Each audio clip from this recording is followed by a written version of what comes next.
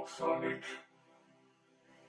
Hey everyone, just taking a quick 15 seconds to let you know that my new book, The Fitness Mindset, Eat for Energy, Train for Attention, Manage Your Mindset, and Reap the Results, which hit the bestseller list within 24 hours of its release, is now available to buy on Amazon. So if you're looking for everything you need to get into incredible shape and the mindset to keep it forever, be sure to check it out. Thanks for listening, and I hope you enjoyed this week's episode.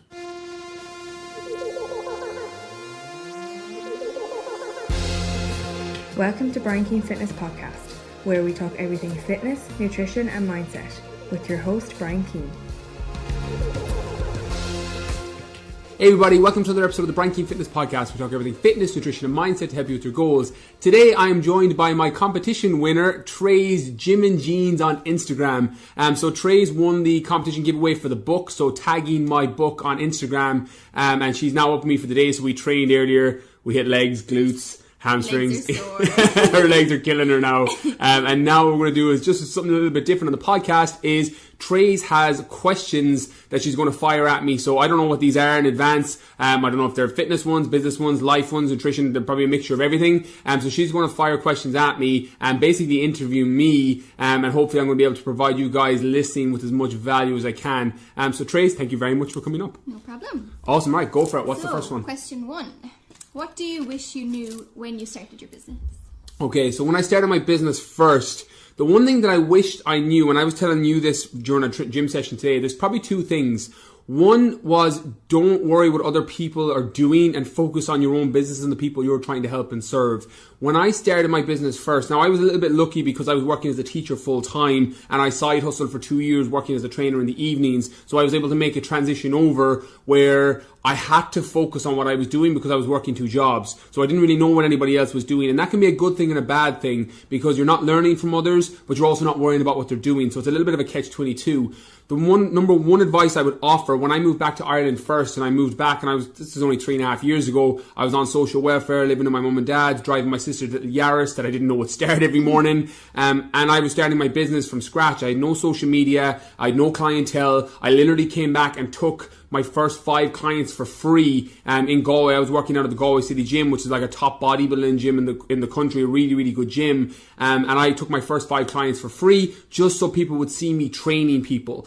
So that was a piece of advice that I offer a lot of people starting their business now is I'm like, you need to fail faster, and every master was once a disaster. So get better by failing faster by working with clients. Doing that and working in the gym and focusing on what you were doing with your clients was letting other people see you as a trainer. No one knew who I was. I didn't have any social media. I hadn't competed.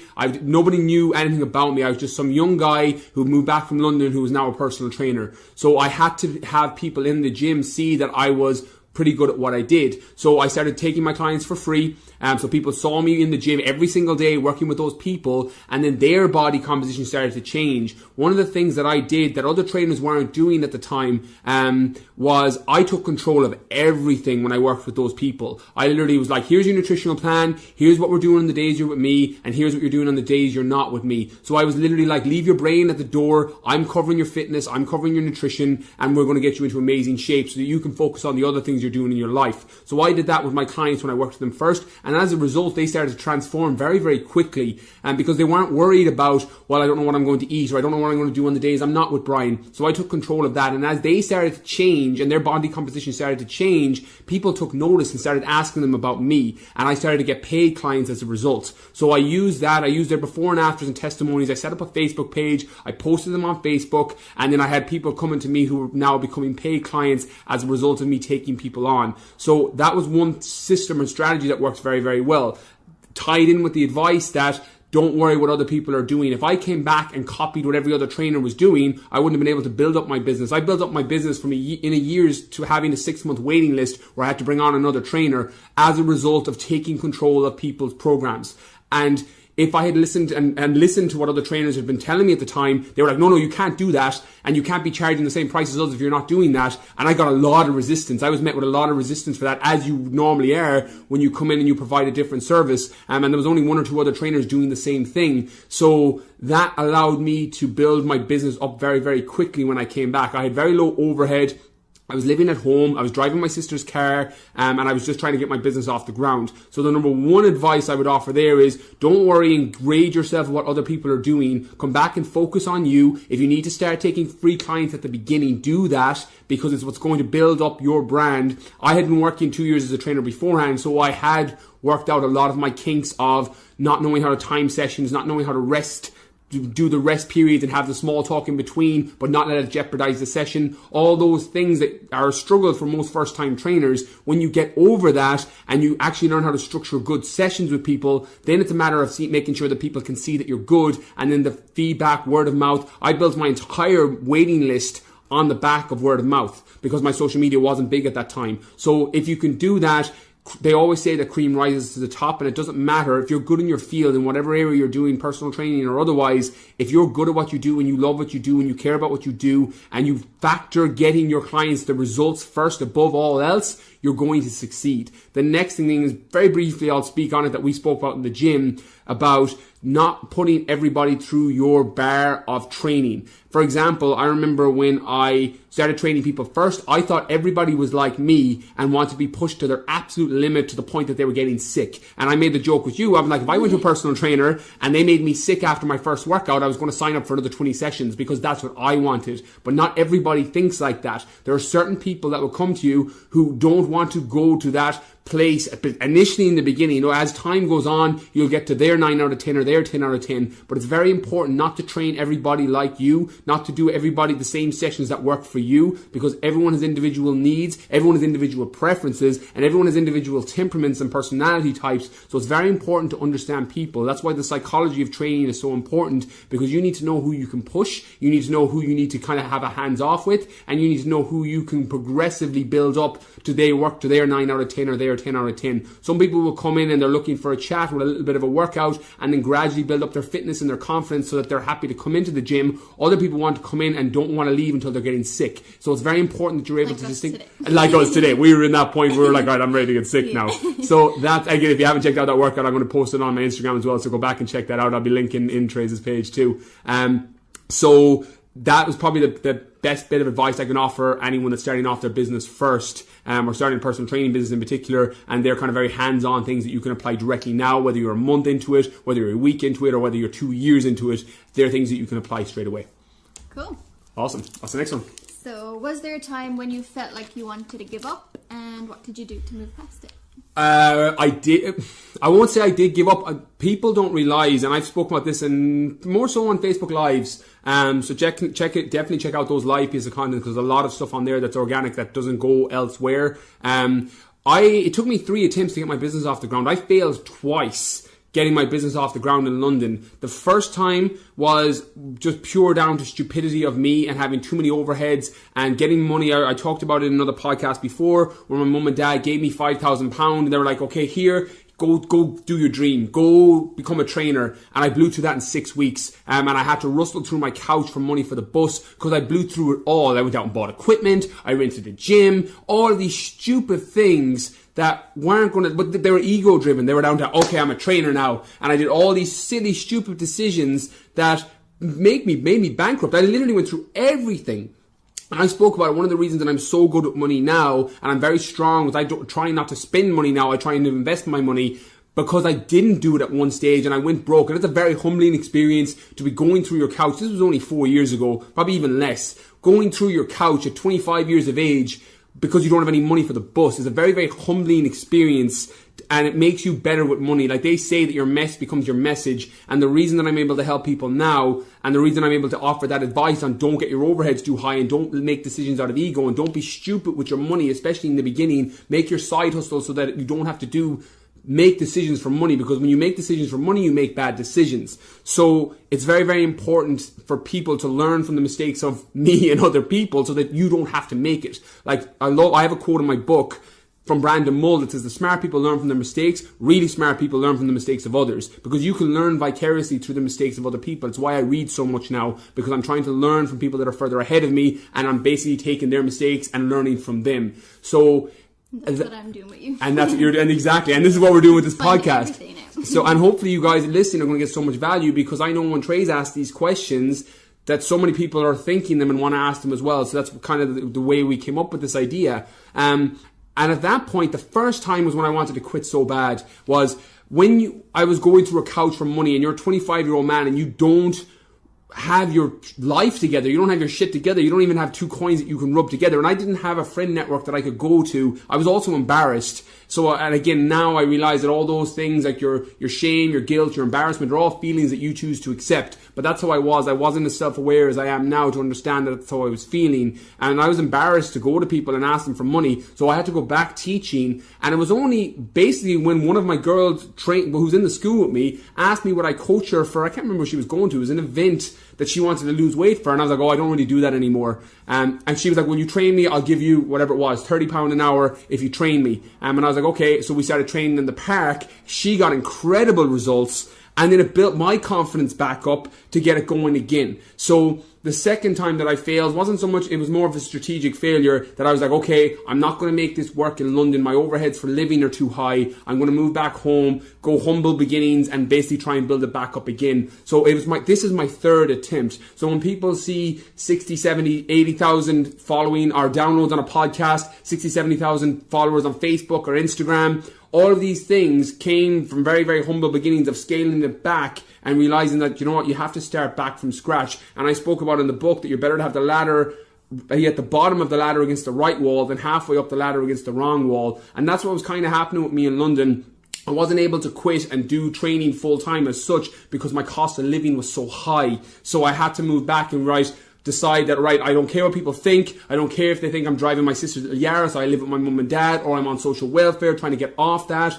I'm just going to try and make this happen because I'm at the bottom of the ladder against the right wall. And 3.5 years later, I have one of the top podcasts with 70,000 downloads a month. I have a best-selling book. I have a booming business subjectively for me, working with thousands and helping and serving thousands of people. That came from scaling it back. And even though I wanted to quit during those times, you realize that you have value that you can provide the world. And that girl, who's still one of my closest friends, she moved back to Australia with her husband now, but she was someone that gave me that confidence through her results. And I'm like, oh, I actually can help people here. And as a result, that keeps you going forward. And to know that it doesn't matter how bad things are, they're what's going to serve you. You keep moving forward and you learn to reframe failure as just one other way that didn't work, and you move past that. You literally use your obstacles as stepping stones to get closer to what you want. So my biggest advice for anybody, and that goes for business, that goes for body composition, that goes for your life, that goes for your job, is use failure as a feedback to what's not working at this moment in time, and then analyze and pivot and move in another direction until you find what does work. Failure is an amazing thing to have back. As long as it doesn't cripple you and kill you either metaphorically or figuratively or literally, you are going to be okay by using that information as direct feedback on what didn't work in that situation. And the more you do that and the more you fail faster, the better you get and the faster you climb with the ladder against the right wall. Cool. So what frustrates you in the fitness industry the most? I have a couple of pet peeves in the fitness industry. This one doesn't bother me as much anymore, but I used to get, again, this was a projection of me, when I used to see social media with AB Selfie, and I've coined the AB Selfie Wanker, and I've taken full ownership of that because I was that guy. And maybe the reason that it irked me so much when I'm like, you're putting up no value and no content, I'm like, oh, that's because I did that. And I see the glute girls that put up no value and just have their glutes up, and there's nothing wrong with that. But what I struggle with, and again, this was a projection of me because of my own insecurities and my own issues with body dysmorphia, and when I hated the way I looked, when I would look on those pages, I would get so annoyed and angry. I'm like, you're not providing any value and you're making people feel bad about themselves. But the truth is, that was a projection of me onto them because I wasn't feeling happy with how I was looking or how I was feeling inside. So it's a bit of a catch-22 with people. I always say audit the people you follow on social media, because what you put into your mind and the thoughts that you have are going to lead to the actions that you take, and the actions you take dictate the direction of your entire life. So you need to go back and cause and effect. If you're not liking the effect of what's going on in your life, your body composition, your happiness, your anxiety, all these things, you need to go back to the cause. If you know that scrolling through Instagram at 8 p.m. in the evening when you're not feeling good about yourself and you're seeing all these hot girls, or you're seeing hot guys that you're like, well, I'll never get him, or you guys are looking and going, well, he's got bigger arms than me. It's, again, gender irrelevant because we both do it. that is the cause and effect. If you're feeling miserable out of that, or you're feeling insecure out of that, or you're feeling anxious out of that, and all of these self-confidence issues or insecurities that come with it, you need to take ownership of the fact that, well, I'm putting that into my mind, and that's why I'm feeling this way. Now it's funny, because now that I'm out the other side of it, I can scroll through that on Instagram, I can scroll through that on Facebook, and that doesn't affect me anymore. And now I have a little bit more self-awareness that I realize when I was feeling those insecurities and hate and be like, oh, that's terrible, that they don't put up any value and that's all they have is abs and a glute. I realized that it was my projection of insecurity onto them. So for a while it was a pet peeve in the fitness industry. Probably now not so much, but it is worth noting that if you're at that stage and as someone who came out the other side, if that's you, you have control of that. It may be a case that you block all those people off your social media, you unfollow them, or you put a night cap at 8 p.m. or 9 p.m. that you don't go onto your social media. If you know that it's making you feel bad about yourself, you need to unfollow it. And I put myself into this bracket regularly. If you're following my content, my Facebook, my Instagram, and I'm regularly on a consistent basis making you feel insecure for things that I'm saying or doing, unfollow me, because I do not want to be a part of a weaker version of you. But the only thing I will offer and ask is if you do that for everybody and you put everybody into that bracket, and if they're not helping and serving you becoming a stronger version of yourself, it's very important that you audit that and you cut them, because you have control of that. So just follow the people that make you feel good about yourself. Follow the people that make you or feel give you information or exactly. Again, it looks different. The people that make you feel good.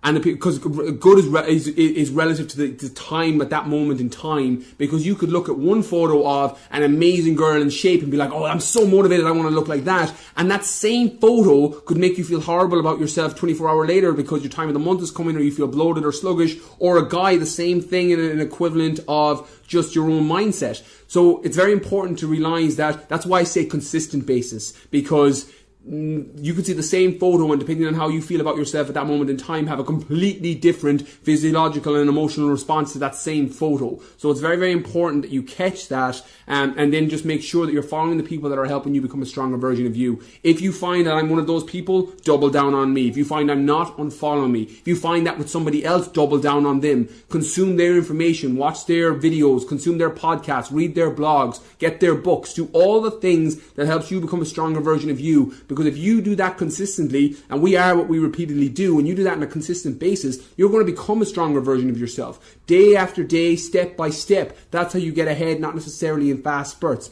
But if you do the right things every single day and you follow the right people consistently, you're going to become a better version of you. The same thing works in reverse. If you're following the wrong people and you're feeling worse and worse and worse about yourself, that's going to consistently build up. But you have control of what you put into your mind. So be very, very careful of what that is, and make sure it's supporting you in the end goal. Very good. So what was your vision when you started, and is it different today? Massively. My vision when I started was, my dream when I was a teacher was, all I wanted to do was be in a gym working with people in the fitness industry. That was it. That was my bar was so low. It was, I just don't want to be, and I liked teaching. I loved my kids, particularly in my last school. I loved my kids. I loved the parents. I loved the school in general. So the victim of great is good, and I enjoyed what I did, and it was good. But it wasn't my dream. It wasn't the thing I was doing for free. Whereas working in the gym, and we had this discussion earlier, that being in the gym, working with people is what I would have done for free. And there was a time when all I wanted to do was not be in school and to be able to go to the gym, do my own workout, and then work with clients for the day. That was my dream. And when I hit that, because it's funny, a funny thing happens when you hit a bar, it moves further. And you keep climbing that ladder, and that ladder keeps getting higher and higher and higher and higher. Now, my goal is to completely 10x what I'm doing right now and scale up my impact on people and be able to help and serve more people. That was the reason for the book. It's the reason for the podcast. It's the reason I do all my Q&As. It's to try and help and serve as many people as I physically can. Over the next 2, 3, 4, 5 years, it's to 10x that, 100x that, and build on that.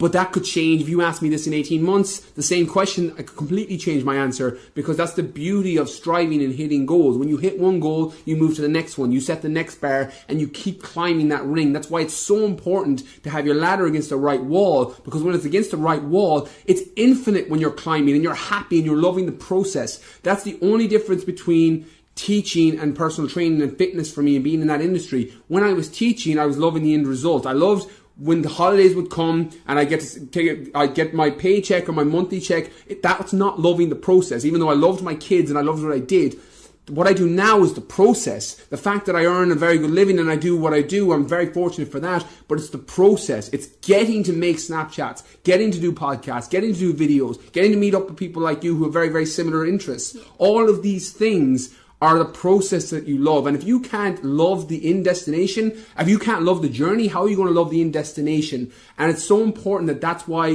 when I talk about the ladder against the right wall, if you're not enjoying the process, regardless of what that is, whether that's getting into shape, whether that's getting a new job, or that's starting a fitness business, doesn't matter. If you don't love the process, you're not going to love the in destination. I speak about that with relationships with people where they're like, oh, we fight all the time, but it'll be fine now when we get married. I'm like, how the fuck is it going to be fine when you get married? I was like, if you're fighting now, I was like, that's going to be way worse when you get married. I'm like, you're thinking that the in destination is going to make you happy, but you're not enjoying the process. So, and that transpires because how you do anything is how you do everything. And that is one idea or ideal that can translate into every single aspect of your life. If you love the process, the results come, the money comes, the fame comes, the opportunities come, or whatever it is that what that looks like for you. And they're just a bonus kind of. They're everything for me right now is bonus territory. All of it. The fact now that I get to earn a living and success is subjective to each person. My version of success, and I had it on my whiteboard for 2 years, was not worrying about paying bills, being able to put a roof over my daughter's head, and be able to live life as much on my terms as I can. So when my dream has always been, when Holly's in school, I want to be the dad that can go to her recitals, who goes to her Christmas plays. That's what I wanted. My parents didn't have that luxury because they worked very, very hard when me and my sister were in school, but it's something that I would love to do with her. So I'm building my life, trying to do it on my terms, so I can do that for her, and be there for her. Again, I'm not saying that, of course, not everybody can do that because success is subjective, but for me, that's what success looks like. So everything outside of that, bestseller lists, top-rated podcasts, interviews, keynote speeches, all these things are bonus territory. They're things that you get to do as a result of the process. So every single day, make sure that you're living the process and you're enjoying the process, because if you love what you do and you love the journey, you're going to love being at the destination. Cool. So then how did you transition from being a personal trainer to having your online business? Okay, so my transition was very, very strategic from the offset. I loved working with people one-to-one. But working with people one-to-one wasn't the thing I would have done for free. However, by that being said, the clients I was working with, by the end, I would have trained all of them for free. And some of them I did because I was doing well on my online business. I was able to take them for free because I loved them as people. But the online side of things is what I really loved because it allowed you to impact more people. As much as I did like and enjoy, and I do like working with people one-to-one, I love the fact that social media and online allows you to hit more people with the same piece of content. This, for example, is all off the cuff recording, that questions that we could be talking about over coffee and you'd get loads of benefit from, but now they're questions that other people are going to have that are going to get the benefit from that. I love that aspect of online. So my transition effectively was, I brought in a trainer, and Paul, who now does all his own stuff, Paul and Orla, him and his girlfriend are together in their own business, and he's on his own now, but he came through my mentorship, and he took a lot of my one-to-one clients, transitioned over the space of about a year, and then I moved online and started building online programs and leveraging my social media to try and help more people. So the transition from one-to-one to online was largely down to working with my one-to-one clients for the period of as long as they needed me, and then anybody else that came in through that system worked with Paul, and we had a system where they came through my program. I designed the program, I designed everything, and Paul took them for the one-to-one sessions, and that allowed me to make the transition online. Again, I have a very, very modest lifestyle. I don't have a lot of things that cost me money, so I was able to make that transition without having to worry about going broke or being bankrupt because I'd learned my lesson. And when I went online, then it was just a matter of scaling up my programs and serving and helping more people. So the process, again, may be different for other people. A lot of people will do a bit of both. They'll do one-to-one and they'll do online. I wanted to be able to take a laptop and go anywhere. I wanted to be able to press a post and hit thousands of people, as opposed to just trading time and hours for dollars or for money or for whatever, where you can help tremendously the people you're working with, but not as many people outside of that. So that was my reason for making the transition, and that was kind of the process of what I did. Was it the best way to do it? that I don't know, because I don't know any other process for switching online. But I was lucky that I had quite a leverage of social media, that I did have that luxury. My advice would be is provide as much value to people online as you can, and then find a way to serve that community. The whole reason my GA Lean Body program came about was people asking me, was there a program that you could create for body composition and to improve their sporting performance for GA? And I was like, oh my God, that's the program I wanted so badly. I'm like, that's the program I would have, if I had no money at 22, I would have found money to get that program. And again, that has allowed me, that's one of my flagships now, largely down to the fact that that's what I wanted. So I knew exactly how to help that audience. There's so many variations of it because I'm in that area. I grew up with that in my blood and in my life. So it's very, very easy to help those people. And again, as a result, I can help more because I'm not trading one-to-one time with one person. And that's down to the way I want to work, because for those of you following me, or even for those of you listening for the first time, my number one has always been legacy, to help as many people. Money's always been number two. It's just, but when that flipped, you could very easily charge a high ticket percentage to do one-to-one training with people, and you'd make 4, 5, 6 times even what I do now. And there's trainers that do that, but that's not what I want to do, because making impact, the reason I give so much free content is for that reason, so that you're like, well, here's the information if you can't afford it. I don't sell to those people. I sell to the me's of the world, where I'm like, okay, I don't have 6 or 7 hours to go through your content and put it together myself here and give me the program. I do that with courses and seminars I go to. I'm like, look, I could get everything from Tony Robbins or Gary Vaynerchuk or whoever it is from putting 6 or 7 or 8 hours into getting their content. But I'm like, no, just give me your course, give me a program. I don't have the time. Tell me exactly what I need to do. And that's basically where my online business and why it makes money is selling to those people.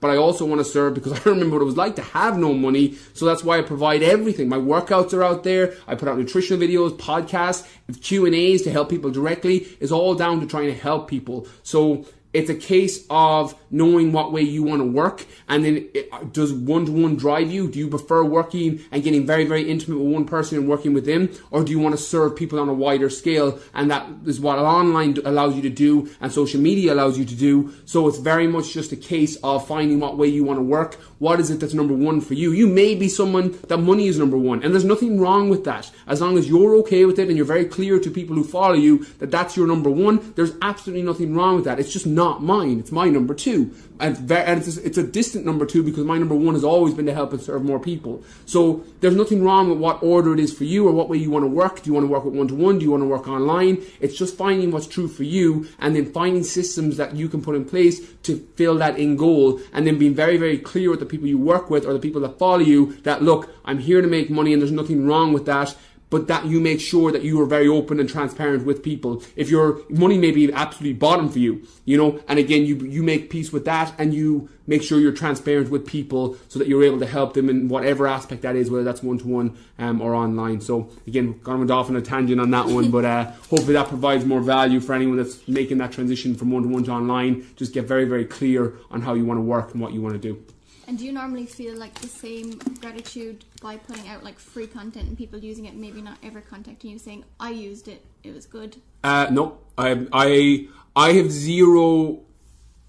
That's not why I do it, because it's funny. I got an email on Instagram from a guy who bought my book. He goes, I'm one of your silent fans. He goes, I've never commented on any of your stuff. I've never done anything. He goes, but I watch everything you put up. Yeah. He goes, and I just wanted to send a message to say thank you. And I'm aware there's people out there like that. Yeah. And the people that won't comment, that won't ever come through a program, that won't ever do anything, but they're watching it and you're providing value to them and you're helping. And that's what it's about. I don't do it for the feedback and the pat on the back and the good job, thank you for that. The same way as when someone throws a negative or hate towards me, I don't take that to heart either, because I'm kind of like, well, I'm going to do me regardless, and if I can help people and provide as much value as I can, that's my goal. If you hate me as a result and you think I'm an absolute wanker, which people do, I'm fine with that too. I'm like, your opinion of me is none of my business. So it's very, very important to make sure you're doing things for the right reasons. And again, I had to deal with that at the beginning of my business. I had success, the quote that the only taste of success some people get is when they take a bite out of you, posted on my whiteboard for nearly 2 years when I started my business first. That in comparison is the thief of joy, because they were the two things I struggled with. Because when I used to get criticism, and those of you who read my book in the mindset section,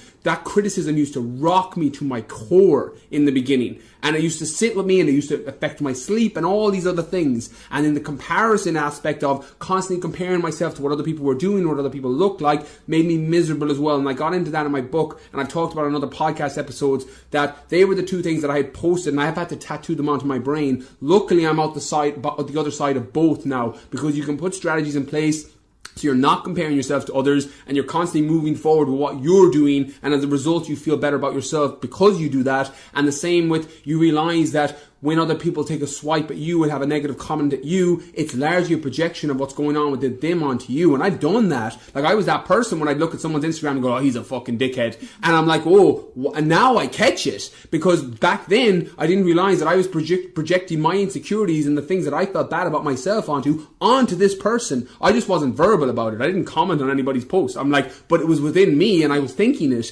So you realize that sometimes when you're aiming those negative comments towards people, and I spoke about that earlier, that's a projection of the way you feel. If you can catch that, you can control it. So it's very, very important that anytime, and it's the same as if I ever say anything and you're like, oh, I don't agree with Brian, he's a fucking dickhead for saying that. I'm like, okay, well, why did that annoy you so much? Why did that particular comment land with you? Because there's gold in there if you can dig through and figure it out. And I get it, because there was a great, Pat Tivoli said this when he was on the interview, when I interviewed him for the podcast. He was like, if somebody comes onto your social media and calls you a purple bear, he goes, you don't really take any offense to it. He goes, you're like, oh, what? I don't even know what that means. However, if somebody comes on and says something like, oh, you're out of shape, or, you're not smart, or whatever it is, and that hurts you and hits you, that's because there was something in that comment that literally rocked you, and you need to figure out what that was. Because if somebody came on and said you're a purple bear, they don't care. Like, that doesn't land with you because it's not true. It's the yellow spaghetti monster. You're like, that's not real. What difference does that make? But if somebody comes on to you and says, oh, your arms are small, or you're not in shape, or you're not intelligent, or you don't have this degree, or you don't have that course, or whatever it is, and that is what landed with you, and that's what made you feel bad, or made you angry, or made you frustrated, or made you whatever, there's something there. When you pull away at that and chip away at, well, why did that affect me? I think it's in your book, there's like a quote, if you are hating someone, is like drinking poison and expecting them to die.